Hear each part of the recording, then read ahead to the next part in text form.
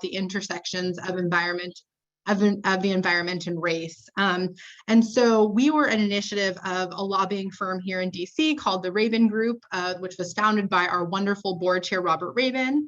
And they commissioned the first report really of its kind, which was around the state of diversity in environmental organizations.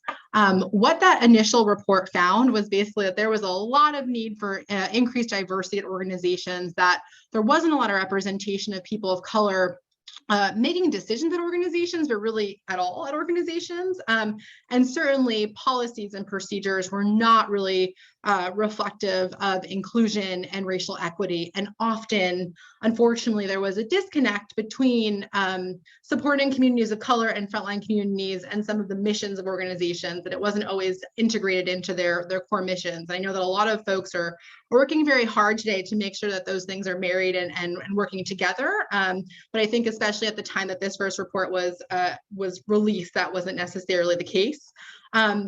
As a result, Green 2.0 continued to be a large part of the Rabin Group's work, and we followed up with a really array of reports that I'll talk about a little bit later on tracking demographic data, on executive searches, on organizational culture, and really finding ways to engage and be a convener of the community about how they could have better policies for supporting staff of color, for recruiting staff of color, and retaining staff of color as well as supporting young people who were in their early career development and interested in careers, but not necessarily finding a place for themselves given just the lack of representation they were finding in organizations.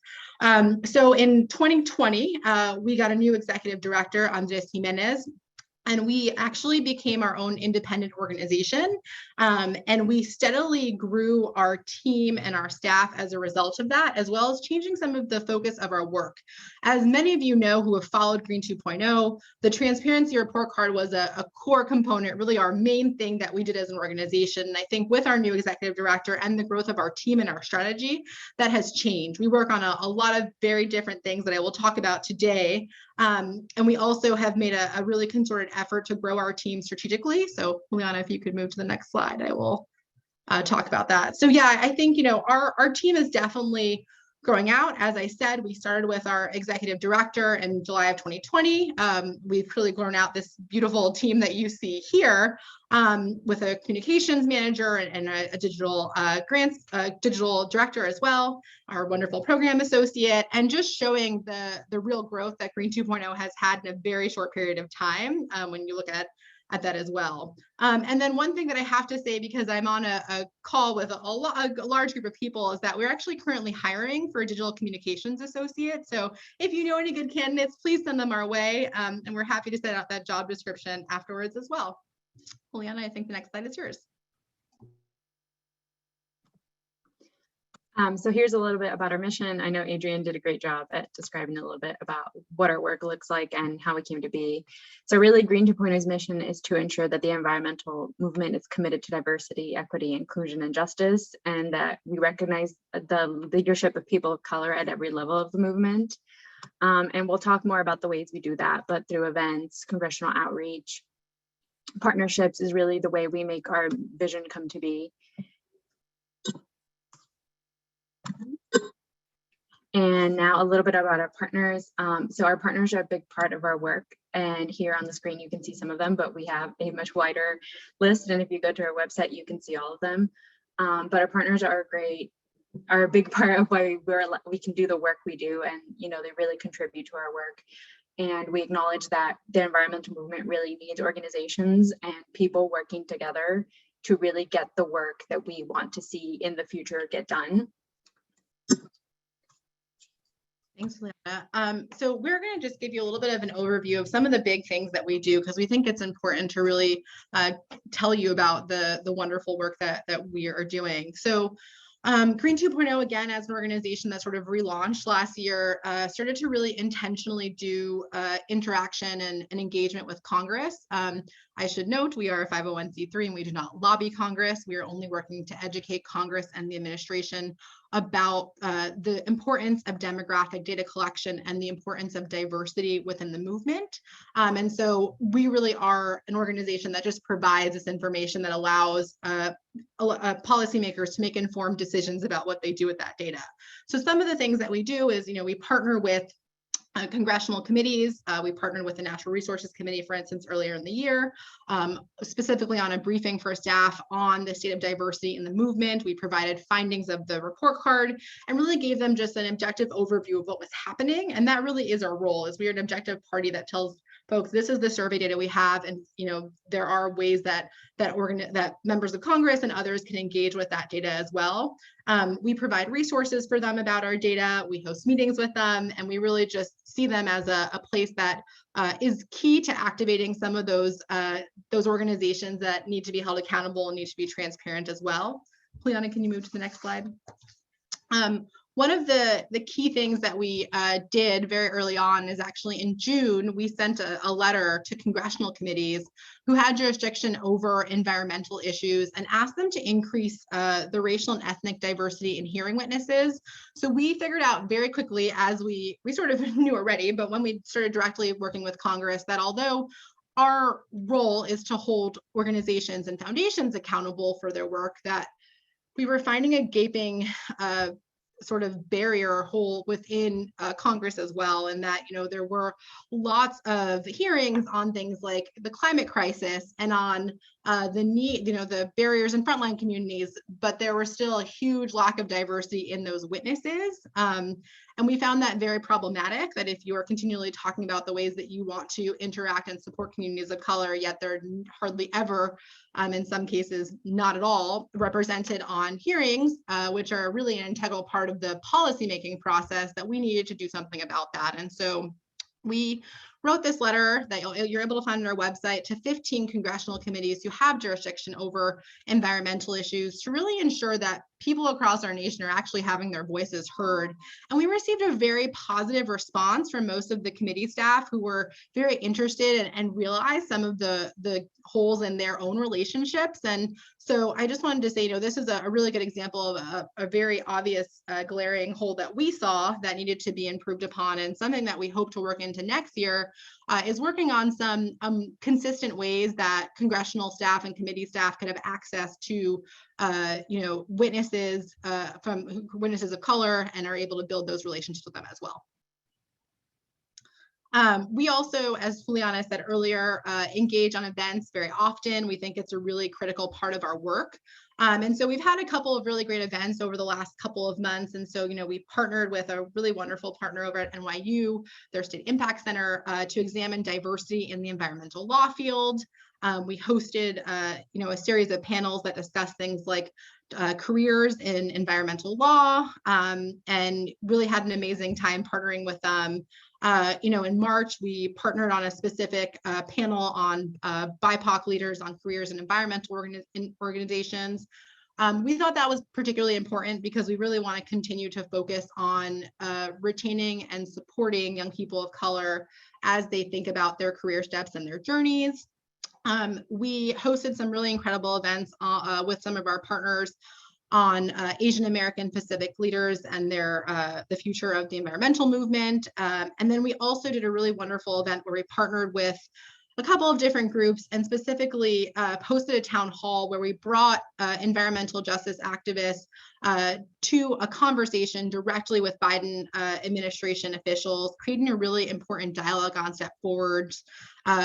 Earlier this year, we also co-hosted an event with Senator Booker and Congressman Jimmy Gomez on reimagining a diverse and inclusive outdoors, a really key conversation about the steps that organizations could be taken to be more welcoming, and then also thinking about how all of us sort of operate in this space and what are some of the best practices that could be applied to our work as well. So events are a really key part of the way that we lift up voices of folks who are historically excluded, and also provide best practices to the community as well. So I think many folks really know Green 2.0 for our research. And so I wanted to say that, research is a core part of the work that we do. And we do have a number of reports that I think are really key for folks who are interested in doing diversity, equity, and inclusion work as well. We have a report called Leaking Talent, which really focuses in on some of the factors that impact the retention of people of color at environmental organizations. A question that Green 2.0 has been getting a lot of recently, we've noticed, is organizations asking us, how do we retain folks of color? I think this report is a really great first step for folks to read through and see some of the findings that Green 2.0 found were pretty consistent among staff of color when they decided to leave an organization. And then also, we have reports like Beyond Diversity, which really focuses in on that first step, those first steps of how do we build an inclusive organizations? How do we form diversity, equity, and inclusion committees? How do we think about forming affinity groups? What are some of the policies that we are not necessarily looking at that we need to change? And so this report also does a really great job of that, and we're happy to share all the links to our reports as well. So, we work on a transparency report card. I'm sure that that's what lots of folks know us very well for. Again, not our only body of work, but definitely a very important part of it. And this year, our report card actually reflected data collected from 80 NGO, or we asked 80 NGOs on the number of people of color on their full-time staffs, their senior staffs, and their board. We also collected information about how foundations were allocating their funds and if they were grant making to communities of color. Liana, can you move to the next slide? And we had some new variables, and so I did want to sort of show this to folks. If you've read the report card in the past, you know that we used to survey 40 NGOs and sort of the top 40 NGOs, and we only reported on the senior staff, boards, and full-time staff, their staff of color versus their white staff. This year, we included a demographic breakdown of what staff of color meant. And so you're able to actually go in there and see what number of their staff identify as Hispanic or Latino, Latinx, what number of the staff identify as Black. You can go in there and see that. And so I think that's really valuable information for understanding what we mean when we say staff of color. It also includes retention rates for staff of color and white staff. So you'll be able to compare and contrast and see that data. For the first time ever, it includes data on heads of organizations. We think that's a really crucial piece that is often missing. Heads of organizations have enormous amount of decision-making power around their organization and what happens. And so we thought it was really valuable to start understanding just the real difference in the number of people of color at the head of organizations making those decisions around everything, basically. And then we also started to report on inclusivity practices and policies, really getting past just does an organization have staff of color and getting towards, are they actually creating a culture that's welcoming and inclusive and causes people to want to stay? So those are really important factors that we're glad we surveyed on this year. And just a quick introduction, any organization, we asked 80 organizations to submit their data on diversity. 19 NGOs decided not to participate when we asked them. We had 6 NGOs who voluntarily opted into the report card. So we had a total of 67 NGOs contribute to the report card. No organization is forced to be a part of this report card. They are clearly very welcome to say no. So all the information that we get from them is directly self-reported from them. I say that because you have to answer data honestly about your organization, and often or occasionally your staff may not agree with the way that you've answered questions. And so that is something that I'm saying to the world, that we understand that there are differences of opinion about how folks answer questions and what people's thoughts are about the ways that data is reflected. And so, as I said, data reflects number of people of color on full-time staff, on senior staff, on boards, on heads of organizations, retention rates, and then DEI practices as well. So what we found is that there actually have been measurable increases in people of color on full-time staff, on senior staff, and on the boards of NGOs. On average, reporting organizations added 12 people of color between 2017 and 21. On full-time staff, you can see here for senior staff, it's 3 people of color, and for board members, it's 3 people of color as well. What I will say is, unfortunately, what we've seen, as you go higher and higher up the organizational chain, we find that there are less and less people of color. That pace is a lot slower than the way we're moving with full-time staff, which is very problematic, because I think, unfortunately, what we often see is that staff of color are younger, they have less ability to make change at an organization and don't have access to changing policies and procedures. And so we really want to make sure that that accelerated change that is happening is also happening at a senior level and a board member level, because they do make so many decisions for the organization. I wanted to show you this just because this is some of the examples you'll see if you look at our report card, but this is actually the full-time staff breakdown across the 67 organizations. I'm just going to point out a couple of things. You'll see that staff remain 60% white across those organizations. The next group is Black or African American at 10.8%. And then Hispanic, Latinx, or Chicanx at 10%. And you could see the other groups on this page. I did want to show folks just so you can have an idea of what this in-depth breakdown really looks like. We're no longer just saying it's people of color and that's it. You really get to see what this means. Thank you. And then, yeah, we did do this new data on heads of organizations. And what we found was that it was roughly 73.1% white, and then 25.3% staff of color. If you look at our detailed racial and ethnic data of organizations, we found that the second highest group of heads of organizations after white were Asian, Black or African American, and then multiple races or ethnicities. There are quite a few groups, if you look at our chart from full-time staff before, who are missing entirely from this heads of organization. So that's a real problem for us as well, is that we're missing so many groups who are also impacted first by some of the challenges of climate crisis and many other environmental issues as well. Next slide. And then, we also did a comparison between large and small organization trends. So just so everyone knows, we considered a large organization that had 50 or more staff, and then a small organization, one that had 50 or less staff. So that was our sort of formula behind that. And what we generally found is that small groups had more staff of color at their organization, but the rate of growth was actually not that much bigger in terms of staff of color than the large organizations. Some of our small organizations, not all of them, not exclusively, but many of them are organizations that were rooted in environmental justice, purposely led by folks of color with that as their mission. And so that could be to the contributing factor to why overall smaller groups happen to have more staff of color. I also think that sometimes it is easier to make decisions about hiring and around those processes and changing policies when you are a small organization. Sometimes being larger does bring a little bit more of a longer process to change, unfortunately. Trying to change the next slide. Thank you.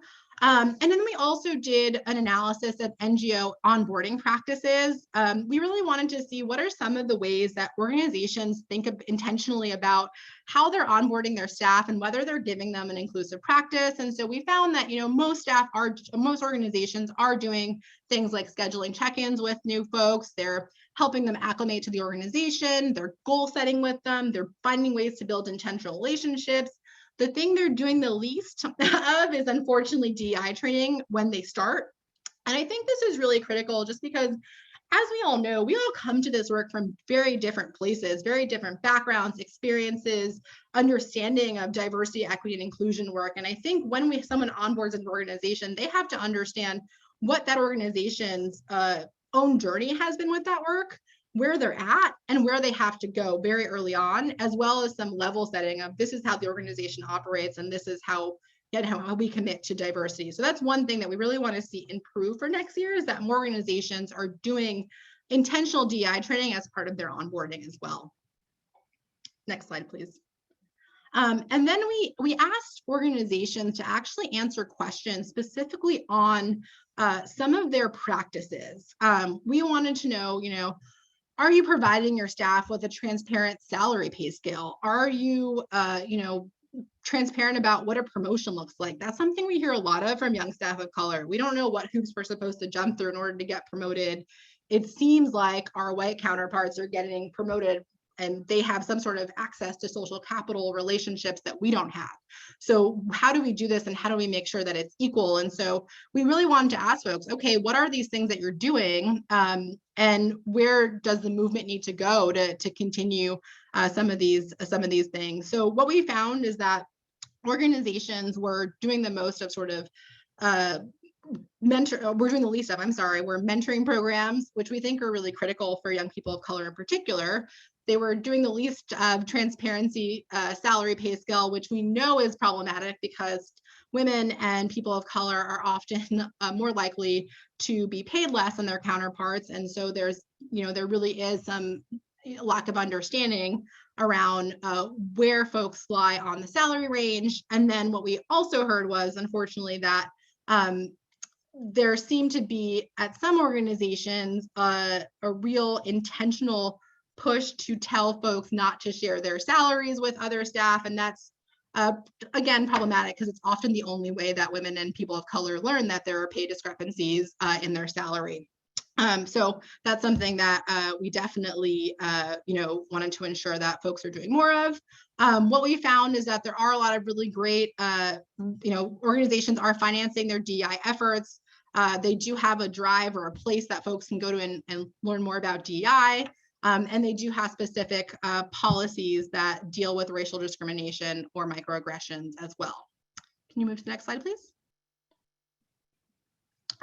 So I'm going to move on over and talk a little bit more about our Tracking Diversity Guide, which I think will be really interesting to a lot of folks. So this is a guide to best practices in demographic data collection. And we really designed it because we had a lot of foundations and NGOs coming to Green 2.0 and saying, we want to collect data, but we have no idea how to do it. Where's that first step? How do we do this in a way that is sensitive to our staff, that we're supporting them the way that they need to be supported, that they understand why we're doing this as well, and we know why we're doing this as well. And so this guide really provides insights both into the importance of demographic data, but also how you do it. It's very nuts and bolts to me, and which I really appreciate, is that it tells you, here's a sample of a survey. Here's some suggestions for how you could be asking questions differently.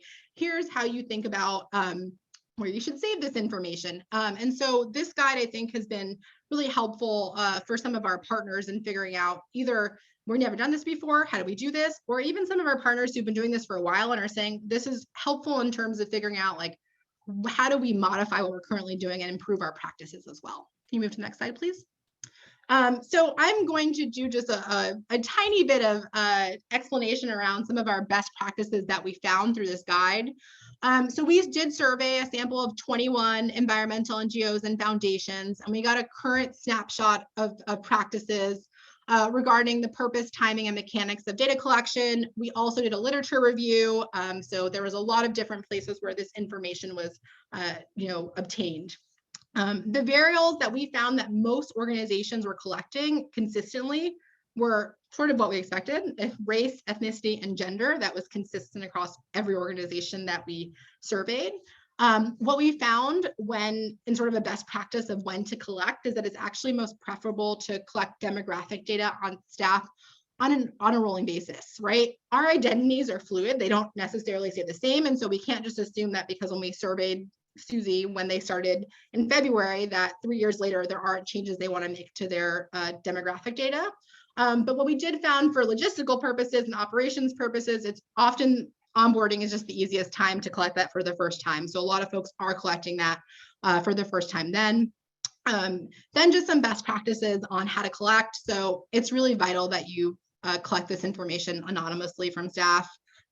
There are a lot of staff who will not respond if they know that there's going to be something specifically sent back to them. That is more of a challenge at smaller organizations, right? It is a little bit more obvious to figure out who might be answering some of these questions as a result. And so what I'm going to say in a second is, I'll just say it early, is that you should always consider opt-out questions, right? Staff should always have the ability to say, no, I'm not answering this question. I'm going to click the box that says prefer not to answer. We have seen some programs where that's not the case, and I think that doesn't create the kind of environment that we need for folks to feel comfortable in sharing what they want to share with their staff. Always critical to ask for consent and explain why you're using the data. Way too many organizations are just sort of, we're doing this survey. We're not going to tell you why we're doing this survey. We just know it's important. You need to explain to your staff why. Are you doing it because you're trying to figure out if your staff is representative? Are you trying, of the community that you serve? Are you doing it because you're trying to figure out, where you can think about retention or hiring? There does need to be some thought behind why you're actually doing this.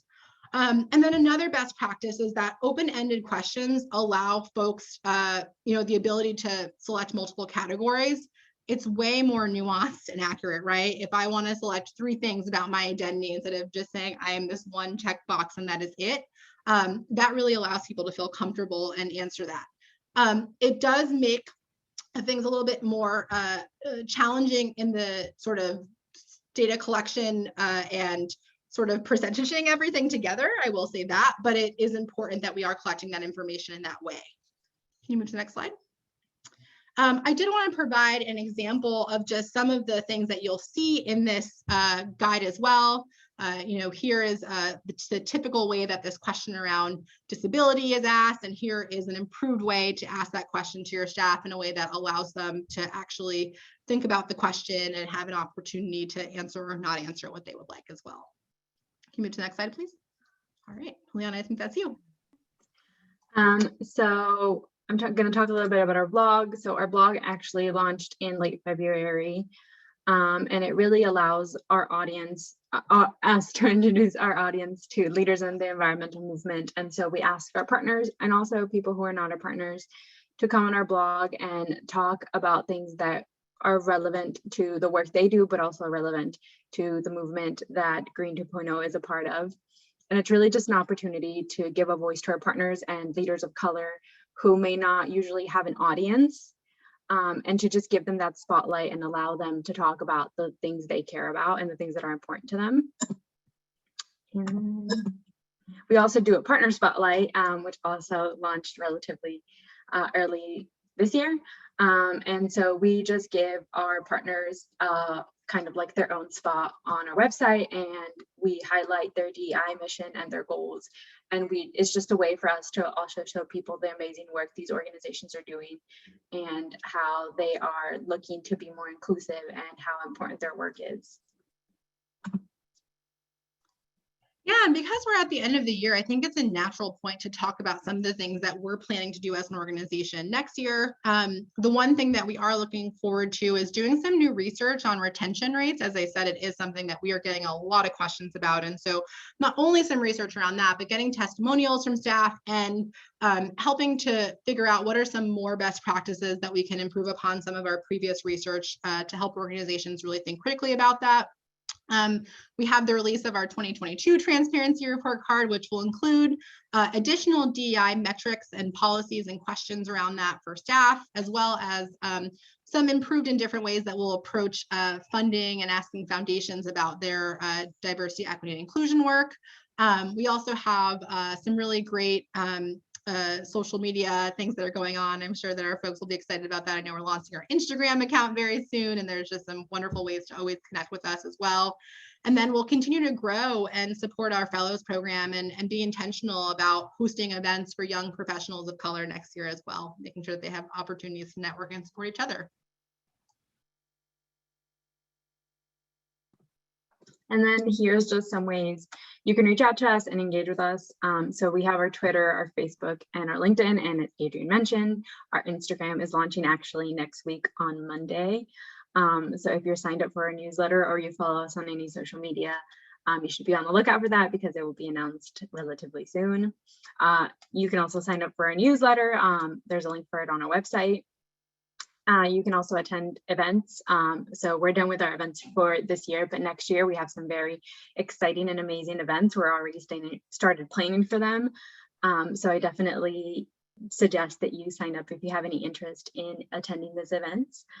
You can also visit our website to learn more about us. And if you have any questions, you can obviously reach out to me and Adrienne, but we also have our info inbox where you can send any questions there and we'll reply to you.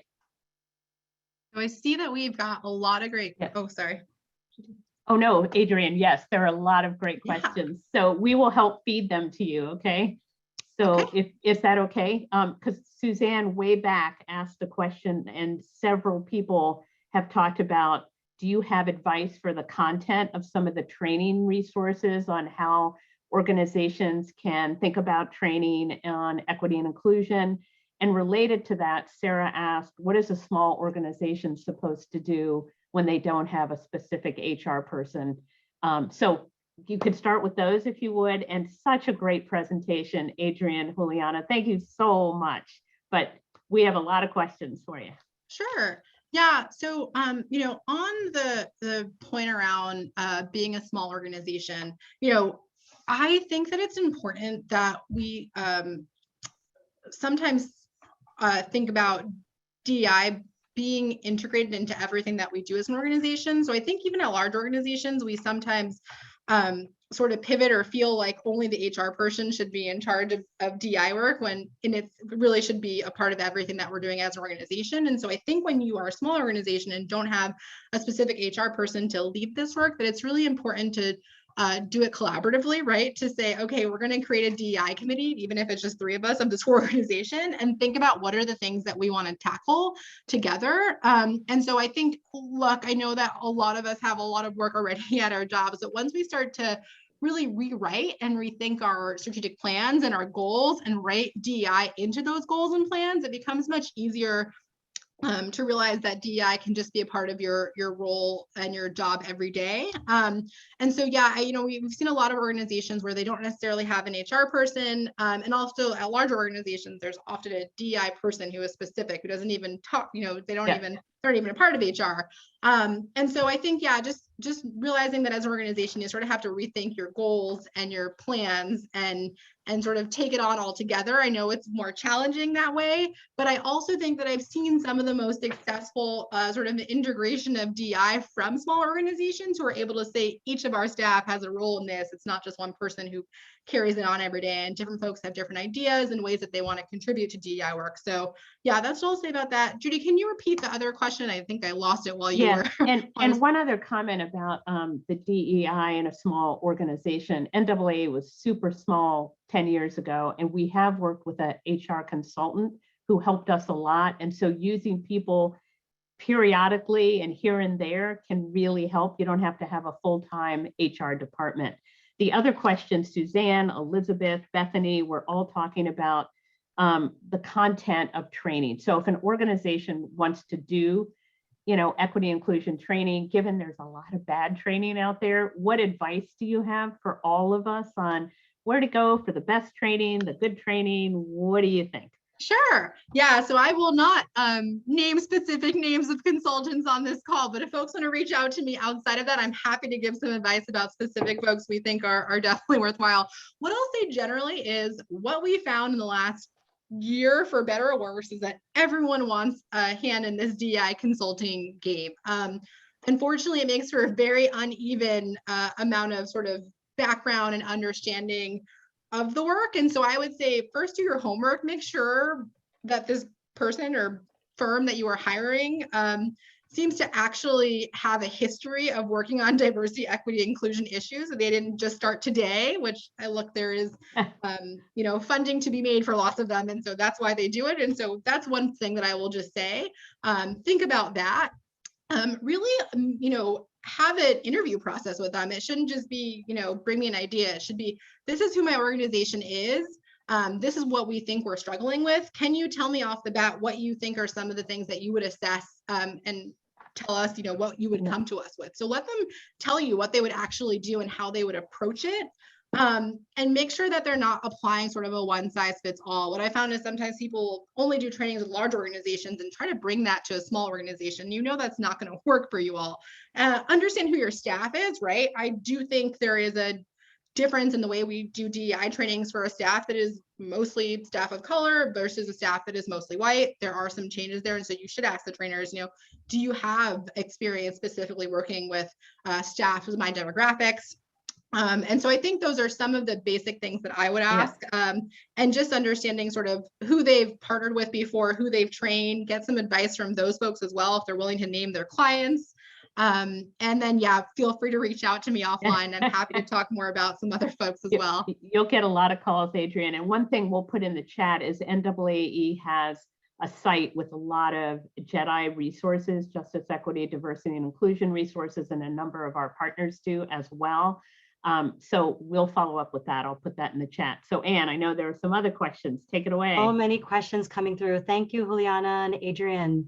One question that came earlier from Leah and Eileen, they're asking about the ability to see data and how great it would be to include data from natural resource-based government organizations. And if you have any plans to expand your data collection to include government agencies. And related to expansion, Kelly suggested or is asking if there are any plans to start collecting data on salaries for various job titles across the country, since you mentioned data or data around jobs and salary transparency is so important. Do you have anything to add about that? Absolutely. Yeah. So tracking diversity on government agencies has been a dream of ours. And it's something that we are in, I would say, the baby stages of thinking about. But yes, it is something that we want to eventually do. I don't think it'll happen in 2022, but we'd love to be able to track data for both on a federal level and a state level. So yes, absolutely. It's something that we're hoping to work towards. I don't think it'll happen next year, but yes, that's the first thing. And then I think we're always thinking about new ways that we can be tracking different variables throughout the movement. And salary is definitely something we've been discussing. Again, another thing that I can't promise will happen, super soon, but something that we are definitely aware of and have talked about as a potential research project for the future.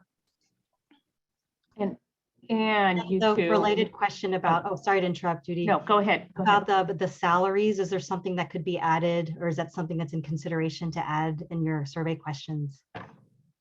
Yeah, I can't answer that with a yes or no. We are spending January talking about our survey questions for next year. And so that will be released later in the year. I don't have a definitive answer on that yet. We're definitely considering and rethinking what some of our questions might be, though. Adrienne, another question, and I'd love to figure out if there's a way for NGOs to partner with you. I think it was Jeff that asked about zoos, aquariums, nature centers, all those smaller nonprofit that aren't working on policy, but might be working on conservation, education, those kinds of things, to get a sense of the field. And somebody else I'm trying to look at, I think it was Melissa, the difference between white-led or predominantly white organizations versus more people of color, and if there are differences that you notice, and being able to aggregate that data in that way. So 2 questions. One is, can we look at the non-formal education community and see how that environmental piece is doing versus some of the big bingos and policy groups that are doing good work as well, but have not been, some of the smaller groups haven't been part of the survey as much. Yeah, absolutely. So, every year our survey allows any organization that is a 501c3 to participate and to be a part of the survey. So if you are interested in opting in, your organization can definitely opt in. If you join our mailing list, you'll be able to actually see when we do that opt-in period next year. So yes, we are definitely open and would love more organizations to opt in as well. On the white-led versus predominantly white-led, I'm actually going to defer this question and follow up with our researcher, Dr. Chandler Purity of UC San Diego, to answer that, because she is much more appropriate to answer that question than I am right now. That's great. Another question that came in, and Anne, I don't know if you have another one. I was just gonna highlight the government agency piece, because are any of the government agencies opting in, either at the federal level or the state level? And is that data protected in any way, or is there a way to get a handle on how our government agencies are doing, both at the local, state, and national level? Yeah, so we don't currently technically allow state and federal agencies to be a part of their report card, because it would skew the data a little bit. They're not technically individual 501c3s, but on the federal agency part, there actually are some pretty great resources already for things like, where staff of color are filing, unfortunately, harassment claims, things like that, that are publicly available information already for federal agencies. So I'm happy to share that with the group afterwards, but you can get a sense of some of it. It's not aggregated the way that we would love, but again, it is a helpful starting point for folks who are interested more in what's going on at agencies and the culture there. And we do have some partners who have spoken about some of the inequities that have occurred in federal agencies as well. We're happy to share their resources. That would be fantastic, because we have also heard that there are a lot of issues, not only at national government agencies in the US, in other parts of the world as well, but also at the state level and the local level, that sometimes it's not a priority, and how to help push that along as well. Anne, I think you have another question. Well, one question you mentioned next year, you'll be focusing on fellows and developing leadership and career opportunities. One question did come up in registration where they're asking if you have any advice for job seekers who are looking to move into leadership roles in this field. Anything you want to mention now? Sure. Yeah. So, I think that building relationships is so, so important. And I can't emphasize it more. That, I am only where I am in my career. I think like all of us, it's not just us. We don't pull ourselves by our bootstraps. We all do things because of other people and the community of folks that we found. And so I think, for young folks of color in particular, it is often isolating when you are one of two people. I think one, find that person, if there is that person, they're not always that person of color in leadership who might be able to talk to you about their own experiences. If there aren't at your organization, Green 2.0 is here. We are folks who have, many of us are ED, our communications manager, are folks who've been in the environmental movement, are people of color, are strong leaders, and who have great connections, great resources, can talk to you. There are also a number of other folks at different organizations who are leading, who very, very rarely, if you email them and say, I really would like to talk to you about your experience in the field, can you talk to me? Will they say no? So I know sometimes it's scary to do that. Juliana, you might be able to talk to this as someone who is, early in your career, but I know it's scary to do this, but very, very rarely do people say no. And if they say no, they're kind of jerks, and I'm sorry that they did that. But I think that's one thing, is that make sure that you're building those relationships. I think also it's really important for folks to know when it's just time to leave an organization. You can try to make sure that you have a DI committee, and you can try to change policies. And when leadership is not changing and it doesn't appear that you have a pathway to get to where you want to go, find an organization that values you and sees your worth and sees what you can do and really supports that. It's hard to hear that, but I think after you've gotten experience and it isn't working, it's okay that it's not working. All those relationships and connections that you've built over that time will help you with your next role. But I really do think that's important. Finding a community of people, asking folks, can you read my resume? Can you look at my cover letter? Many of us are willing to do that. And so I think doing that, and then, knowing your own worth and knowing when it's just not time to be there anymore. Juliana, do you want to add anything to that as someone who's went through this process fairly recently? Yeah. So yeah, definitely what Adrienne said is, it's building up that community. I think I got very lucky to have Adrienne on in the start of my career. I got to do my first internship with her, and now I'm still with her. And I think that's, I got really lucky in that. And now I'm really lucky to be in an organization that's a majority people of color. And I have support from other people of color. And I understand how terrifying it can be, especially when you're younger, and if you're like me, you're more introverted, to reach out to these people who are older and they seem more experienced. It can be kind of terrifying. But I definitely do think that's a big part of it. And like Adrienne said, people out there are willing to help. And it's just about reaching out. And like Adrienne said, if they don't want to help out, hopefully they're not mean about it, but they're just not worth your time. And I promise that there are people out there who will make time for you and who will mentor you as you go along your journey of your career. And I do know how frustrating it can be sometimes. I think 2 years in the workforce, trying to find work and just going around and talking to different people. So I definitely understand, especially these past 2 years with COVID, how much harder it has been for younger people who are trying to enter the workforce to try to find that space within whatever job field they're looking for. I know how much harder it has been for us. So I definitely think building up those relationships is a really important factor.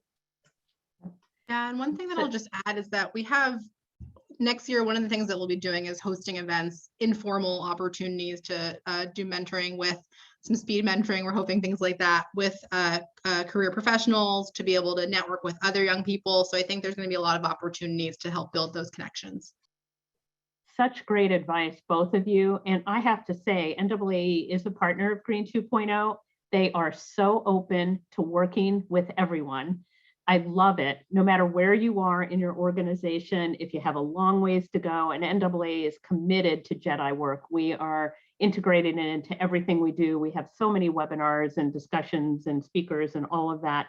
But with Green 2.0 and the leadership with Adrienne and Juliana and Andres, it's been fantastic. So we cannot thank you enough.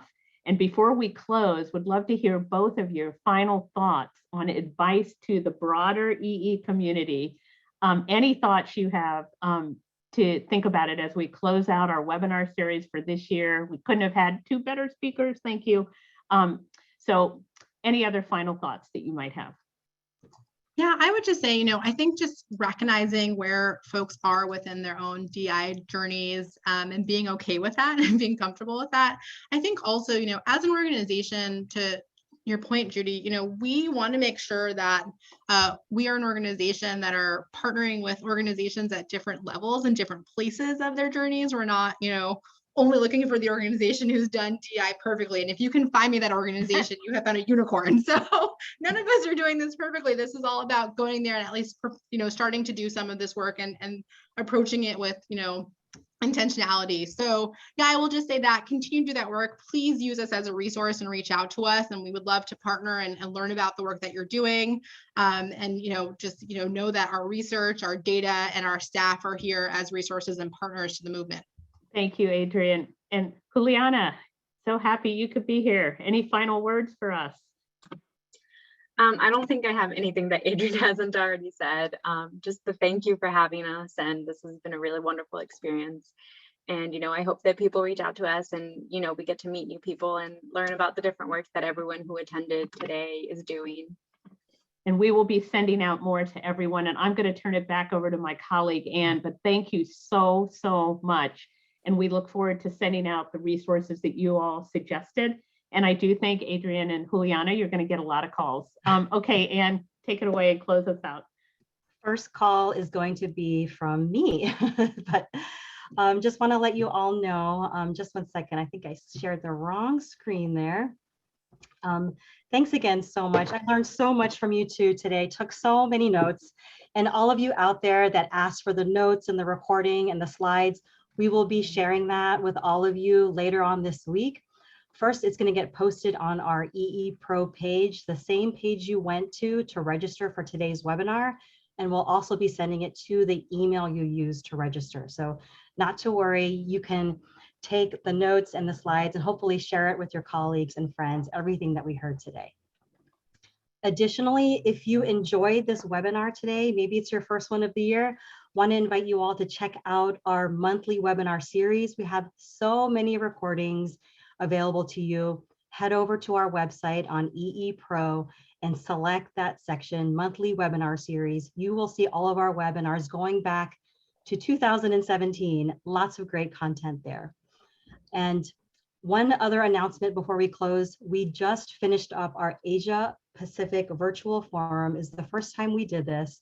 It was done in partnership with US EPA and EPA Taiwan.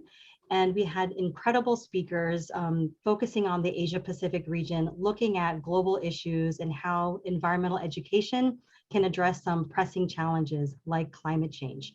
It's entirely free to register, and the recordings are available until April of next year. Lastly, we've got a survey coming, an end of year survey coming. I'm putting the link to the Google form in the chat. We would love your feedback. And we are always trying to plan and organize webinars that are relevant to all of you, everyone in our network. And we're looking to set up our lineup for 2022 and looking for your speaker ideas and content ideas, and let us know how you're doing. We would love to hear from you. And that, I believe, is it. Thanks everyone for joining us. Our last webinar of the year. We made it. I'm looking forward to seeing all of you on a webinar soon in early 2022. Have a wonderful holiday season with your family. And thanks again to our speakers. And we will see you all soon. Take care, everybody. Take care. Bye. Bye, y'all.